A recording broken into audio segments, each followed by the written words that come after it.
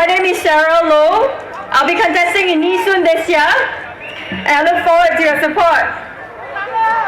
Louder, okay. Thank you very much for taking the time to join us this evening. Thank you. Your presence means everything to us, because without you, there is no Workers' Party. I'm honored to be a part of the Workers' Party. It is a privilege to be here to speak with you and to have an opportunity to serve you. I am an ordinary Singaporean like you, and I understand the issues you face every day, because I face them also. I stand here today because I want to contribute to Singapore's progress, and that as we move ahead as a country, we leave no one behind. Like you, I wonder and worry about our future, the future of our nation. Is this a country we can continue to live in? I joined the Workers' Party because I feel I fit in. I feel a shared vision of working together for Singapore, or trying to always make our nation a better version of ourselves. At the Workers' Party, we believe in equal opportunities and agree that elitism cannot rule Singapore. If we only have elitist leaders who have only had perfect paved lives and careers, how would they be able to relate to the issues of everyday Singaporeans? How are they able to connect to you and to me? These natural aristocrats are going to enact policies that will affect our lives, your lives and mine. Policies that are detached from the everyday Singaporeans. What we need are capable leaders with diverse backgrounds who genuinely want to serve the people of Singapore, and to do so with good heart. And when I talk to residents or with fellow Singaporeans or friends, I hear the worry about the cost of raising children and their education. They worry about the ability to afford housing at the same time, the instability of our public transport system, and yet the cost of owning a car is very, very high. And then there is the rising cost of healthcare. I remember hearing this phrase many times. In Singapore, it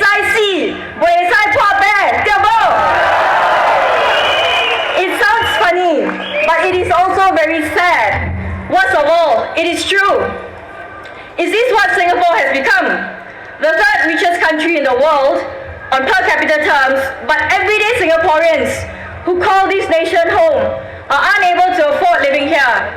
Whatever difficulties you're facing, we are facing them daily too. Singaporeans want their issues to be heard and to be represented.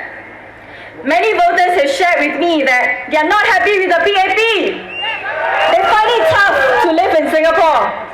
They told me they want to see the Workers' Party to be fighting for them so that their lives are less of a struggle in Singapore.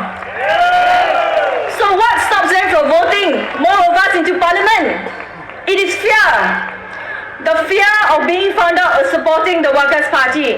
They worry that their housing loans might run into issues, or any assistance that they're receiving from the government might be taken away. This saddens me deeply, because in the 21st century, I would have thought in a modern society, a choice is a fundamental human right. Tonight, my fellow Singaporeans, I assure you, your vote is secret. The choice you make is a personal one. I do not ever wish that any Singaporeans who one day vote for the Workers' Party out of fear, vote for the Workers' Party because you want a choice and you believe we can serve Singapore and her people. We will ensure the government is at all times answerable to Singapore. The Workers' Party hears you and we will raise your issues. We will be your voice in and out of Parliament. We have made our stand very clearly. We are not opposing for the sake of it. We have a purpose, and that purpose is to better your lives and to safeguard Singapore's future, the future of our children and their children. As for me, growing up, financing my education were problems I faced. Thus, I feel very strongly about education. I believe in lifelong journey and learning. It opens the mind, and not just academically, but also in general aspects of life and decisions as adults. Yes, there are financial assistance and schemes made available for the needy families, but more often than not, those who need help are not aware of these schemes or probably do not know where they could get help from. Because daily, they are most likely trying to make ends meet in Singapore and take each day at a time. How do we reach out to these Singaporeans who have fallen through the cracks? The desire to ensure that no young Singaporean has to be deprived of an education simply because of financial difficulties remains valid in this day and age. This is where help has to come in to help them understand that education is a gateway to end the poverty cycle. We should start from the schools itself.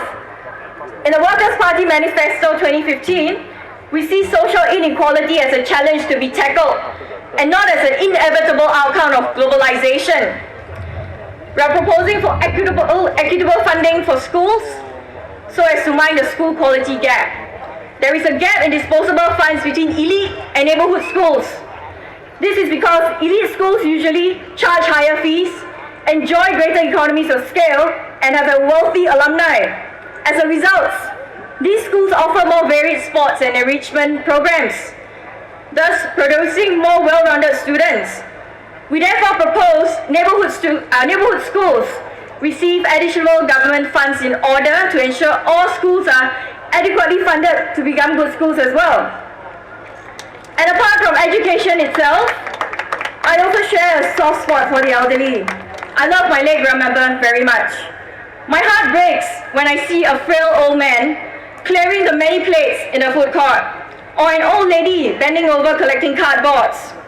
Why must this be the case? We have a first world economy. Surely we do not need to work our pioneer generations this way. I understand our elders want to be active. No one wants to be kept idle or to be isolated.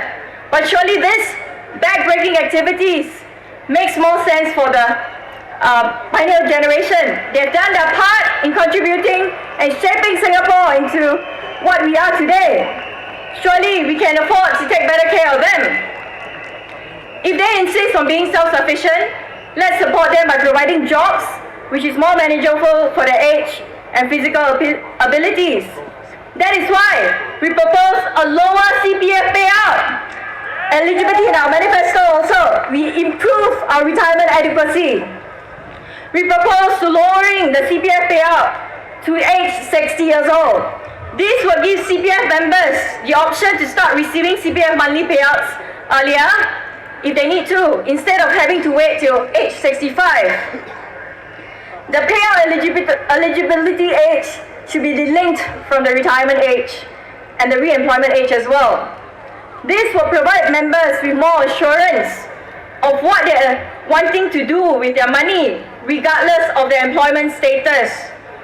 CPF should allow members to choose the age of the withdrawal so that they can continue to earn interest on their savings and a higher monthly payout at the later withdrawal date.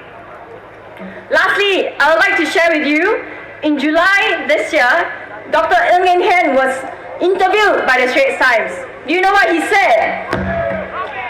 He said the general elections in 2011 was a rough patch for the PAP. He admitted that the relationship between Singaporeans and the PAP was like that of an old married couple, where you take each other for granted. Why so? Because they lost the Aljunied group representation constituency for the first time to the Workers' Party. And the national vote share hit a low of 60.1%, down from about 6 percentage points from the 2006 general elections. The PAP only took its policies and relationship with Singaporeans after the general elections 2011. The Workers' Party do not claim credit for the changes, but rather the fact that you Singaporeans put the Workers' Party into Parliament was what jolted the PAP into action. Bringing them down from their high horses and to come down to the ground to listen to you. This is clear evidence that it is crucial to have a credible opposition party in Parliament so that Singaporeans are heard. Otherwise, what will motivate them to consult and listen to Singaporeans at all? So, my dear fellow Singaporeans, empower your future and vote for the Workers' Party.